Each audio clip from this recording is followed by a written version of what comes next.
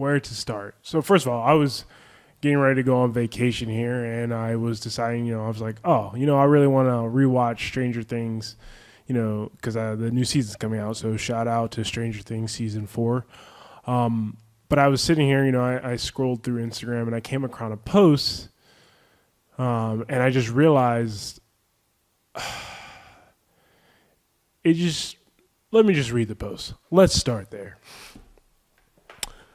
It's a post by the feminist page that states, Western cultures believe we must be alive for a purpose, to work, to make money.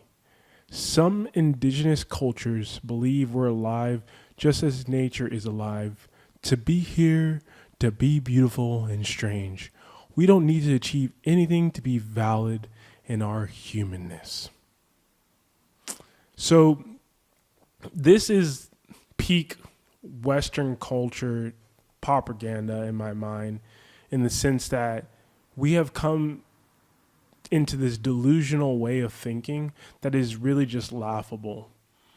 And I really want to break this down. Like, the amount of privilege you actually have to write something like this. Like, for those of you who are maybe minorities or someone from low SES socioeconomic status who've worked really hard in life, and you think you're just going to exist when you know damn well in reality that at the end of the day that no one was going to come to save you, and you worked so hard to get where you are today, and you think you're just here to exist, the amount of privilege you must have led to live your life so comfortably to actually believe this utter nonsense.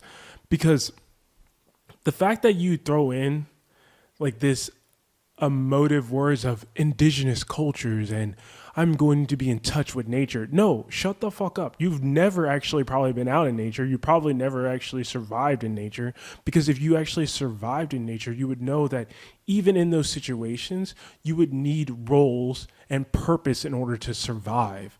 So when we talk about this, I actually like to draw from my military experiences. Like, we did a survival course, and it really just made me grateful for the things that we do have in society, such as clean water and access to food, and things that we just take for granted every day living in a first world country. If you actually live in a third world country, or have ever visited a third world country, you don't have access to these things. So that's why it's so privileged to say something like this. And the fact of the matter is, even if, let's say you're like so tired of society and you're just gonna leave society and go live in an indigenous culture, you would still come back to serving some kind of role in the community and serving a purpose. And your purpose would be to serve the community. It's just so crazy that you think that you can just exist and that is enough. So many men and women in Western society are starting to believe this rhetoric.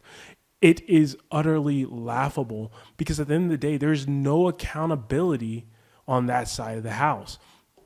You cannot just simply exist. If you just simply exist, you're a burden on someone else.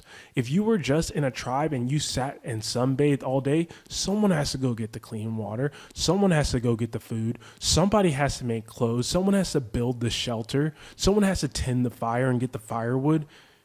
Everyone serves a purpose in the community, which actually helps the community. And that's the value that you add. It just so happens we live in a first world country where we actually get to go to jobs that are comfortable and don't have to do hard labor. And the fact is that you're so privileged and there's no accountability for people like this. I would urge everyone to really think about the things that they have in their life. And this is one of the big values we really try to drive home in the connection course, is the attitude of gratitude. You should be grateful that you get to go to work. You should be grateful that you have a job, because I promise you there are people in other countries who would switch places with you in a heartbeat. And the fact that you have so much privilege that you think that you should just utterly exist is just a disgrace to all those who came before you. As always at The Connection, we're focused on real relationships and real connection. And when you're ready, we're ready.